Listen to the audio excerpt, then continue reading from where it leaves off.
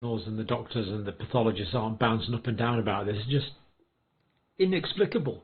Look, doctor, look, journal, here is the evidence. Let me show it to you just in case you haven't got it. There it is. There it is. Explain that. Because it's new. So senior research Bruce Rapley, one of the doctors, this is not just a big blood clot. This is a fundamentally different architecture. We're dealing with something new here. The profound deficiency in plasminogen is like a building a structure impervious to its future demolition. So there's no plasminogen to be converted to plasmin to break the clot down.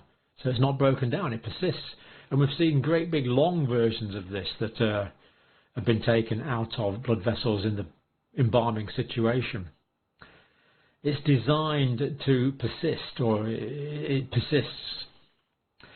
The elemental data confirms it's not just protein, it's a hybrid material our bodies are forced to make but not equipped to clear. This holds a significant health implication. The researchers note that the formation of such persistent obstructing material in blood vessels, particularly if in the microvasculature, will lead to chronic oxygen lack, organ damage, pain exhaustion, and cascades of inflammatory pathology. And of course, if the big, it's inconsistent with life because it's going to block off the circulatory system. Again, just making it so much more surprising that this is not talked about in the mainstream journals.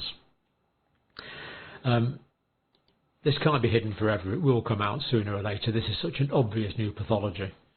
It will come out, but not yet. Only in these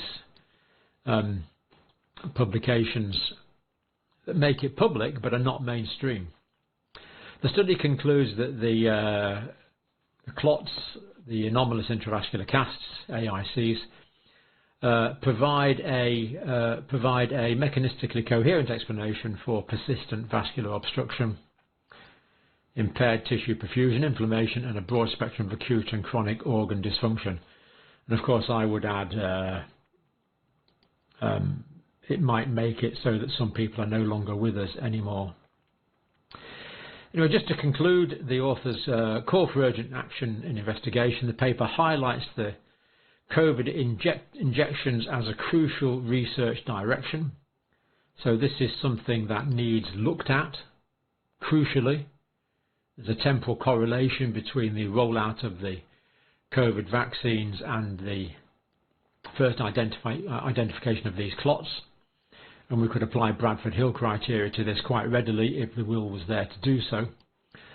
If spike protein were demonstrated to provoke anomalous intravascular casts, this would raise serious implications not only for COVID pathophysiology but also for genetic platforms that include a sustained host manufacture of spike protein.